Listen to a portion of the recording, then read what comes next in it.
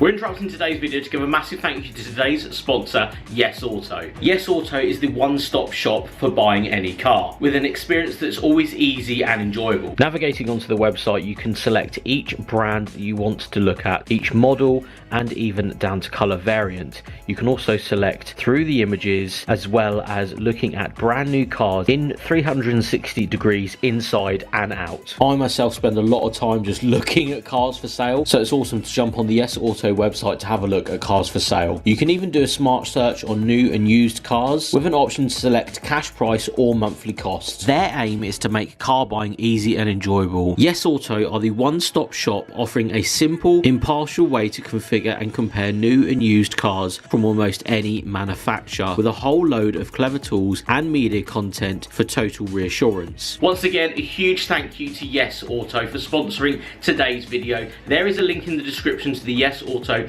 website. Thank you so much again to Yes Auto for sponsoring today's video, but let's get back to the action. So there it is. I know it's a small victory, but the 106 engine is actually back in the car. Yes, it isn't connected yet, don't get me wrong, but it is hung back in the car after, I'm gonna say 7 months of it being outside the car, which is a bit of a shame. But as you can see, everything is on, basically, to just put the engine into the car. We'll obviously be doing the wiring and everything. I'm gonna do the rear engine mount or gearbox mount. Engine mount or gearbox mount, this one? Gearbox. It's the gearbox engine mount. We're gonna call that one. And yeah, really excited. I know it's the smallest victory in what has happened to the 106, but it's a big victory.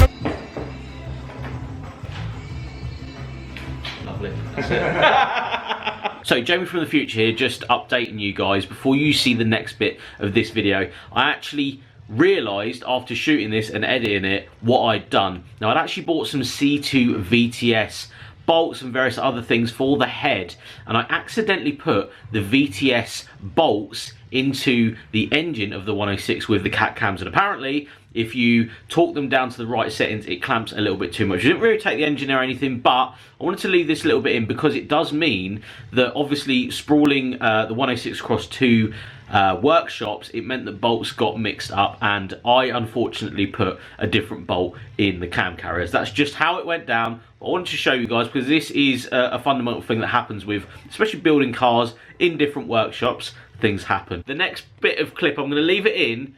Completely my fault though. Cams actually. Right, so car is in. car is in. Engine's in the car, mate. Engine's in the car. Look at that. So yeah, everything's sort of stuck in the car. It isn't wired, obviously, as you guys have seen. The main thing we're going to talk about now is why it's got to this point. Basically, the cam carriers. Is that right? Yeah. Trying to explain this to, you know, do you know what I mean? The cam carriers for the cams, so it's got cat cams that we put in it. The carriers, if you tighten them down to, what is it, 8 Newton meters. 8 Newton meters, they seem to be clamping down too much on the cams and then it won't rotate. That's a worry. Obviously you don't want that happening when you go and start a car, do you, Ian? No.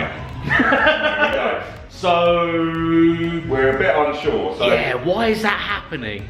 We don't know whether these carriers are actually from this engine, because obviously at the time when this was done at the unit, everything was like everywhere. So putting it all back together has been a challenge.